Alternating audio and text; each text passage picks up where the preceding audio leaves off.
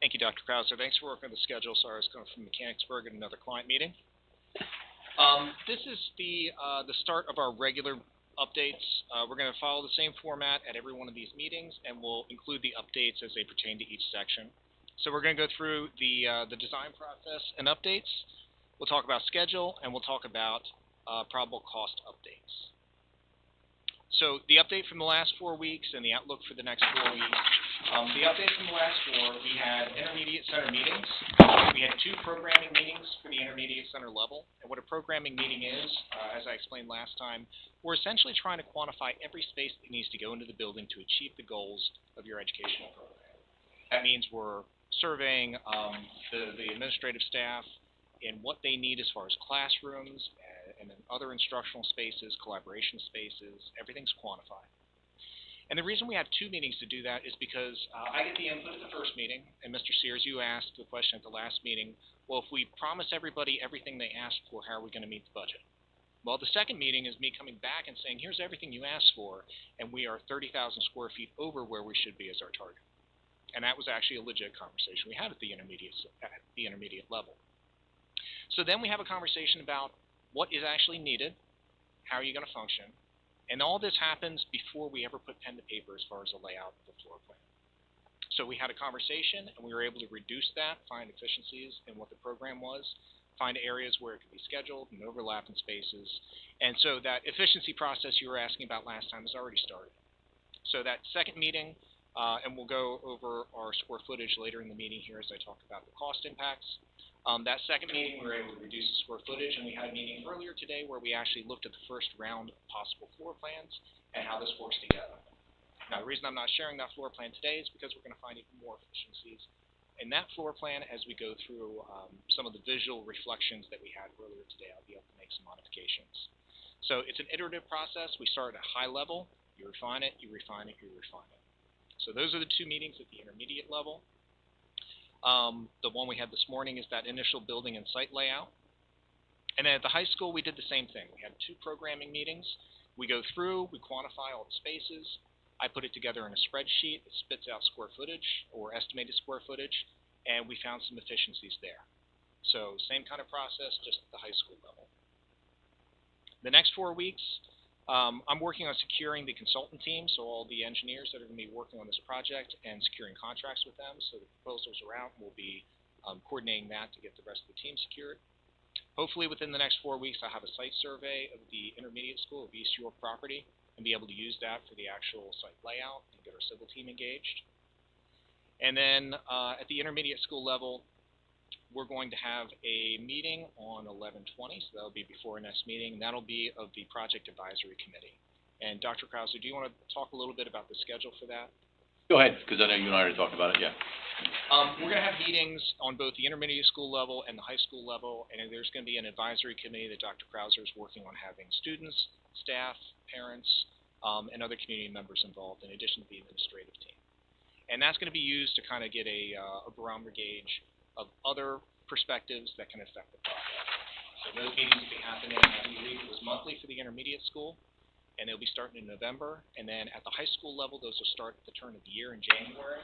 And again, those will go monthly until a point in time where we get most of the design pieces in place, at which point we can probably shift to every other month for the high school, since there is a proposed longer schedule for them.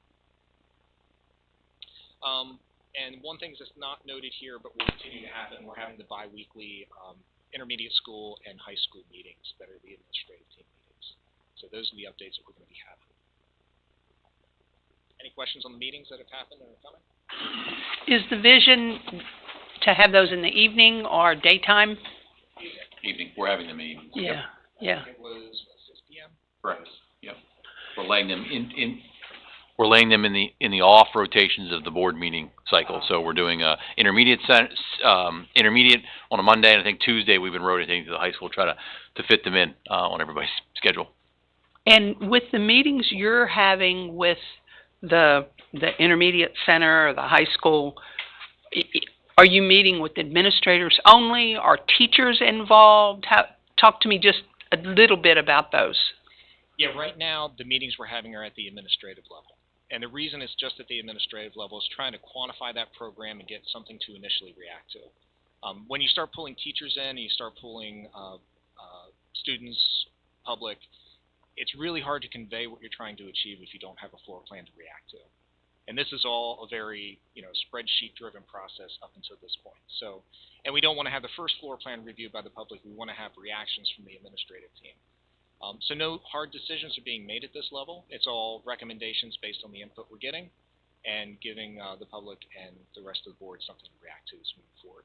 Good, thank you. And I'm trusting that the administration is incorporating the needs of some of the specialized teachers that may have specific needs in a certain department or in a certain, space that might get overlooked. And I'm sure administration will be doing that, but in my experience, it makes a big difference. So I'm just trusting that that's going to happen. Yeah, and I'll backpedal a little bit. So even this morning's meeting, which was the first glance at a floor plan for the intermediate school level, we did not talk about, how the instructional space works. We did not talk about, this is the type of marker board we're going to have and those kind of things. What we talked about are adjacencies, organization, and where everything needs to go to make sure you have equitable education at each level of the building.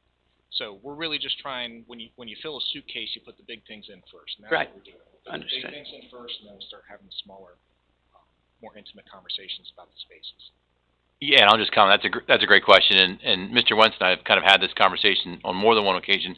As we start to put those pieces, it'll get down to the point where he and his team will be meeting with those departments and kind of outlining specifically how does this meet the needs, where do we see things that they may see differently. So that's an integral part of that process further down the road. Absolutely, right. Yeah. I know, Mrs. Fryrick. Question to hear you say, secure consultant team. Who are the consultants? Mechanical, electrical, plumbing, structural, and civil.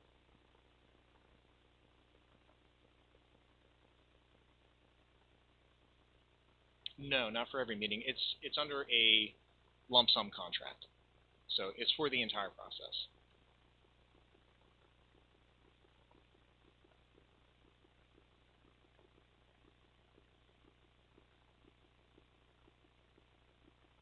Well, part of that comes from the part of Crabtree. Yeah. I will let you know as long as I'm speaking to at the PSBA conference. I willingly gave out your name to anybody that was to. Well, people feel really is that I to let them know that we're having contracts, there's no point in calling me. I might as well talk to you. So somebody says they had somebody at PSBA.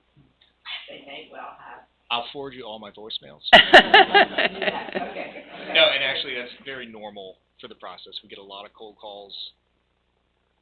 Yep. Going out for bids next spring or something like that. So. Yep. Okay. Thank you. Anything else on the last four and the next four? And we'll take a look at schedule here.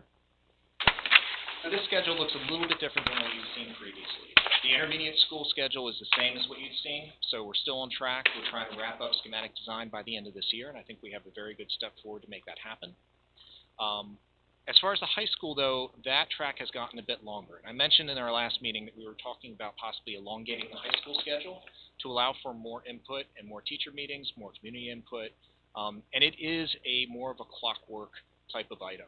Trying to make all those specialized programs work, get all the input, make sure you have all the equipment accounted for, connections correct. We want to take our time on it and not rush it.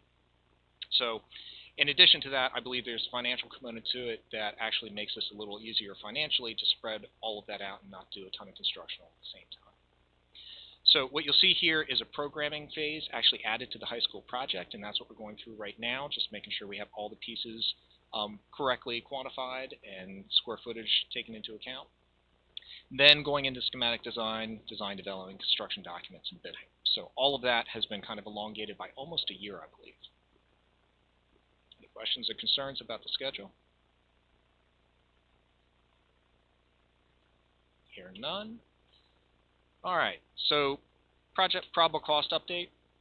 This is where if we did have a financial update, I provide a financial update. Right now I'm not trying to track it as far as dollars. What I'm tracking are square feet. So in going through that programming exercise and going through the second round, finding efficiencies, I'm tracking both schools just slightly over the target square footage. The intermediate school is over by, I believe, about 13,000 square feet, and the high school is over by somewhere around 8,000 square feet. At this stage in design, that is not something I have a major concern about. What we've done is we've gone through the program. The administrative team has verified this is what we need to deliver our educational program, and I'm going to be working with the administrative team and these layouts to try and find efficiencies in what we call the grossing factor. Spaces like corridors, mechanical, those kind of spaces, to make sure that the educational spaces aren't detracted from because of the overall layout of the building. So I'll be working through efficiencies. We're going to continue to target that number and get those as close to the original square footage as possible. If we do get to a point where we realize the program and the circulation just have to add square footage to the building, I'll be coming back with hard numbers and saying this is what we expect to see in the future. We're not at that point. We're very, very early.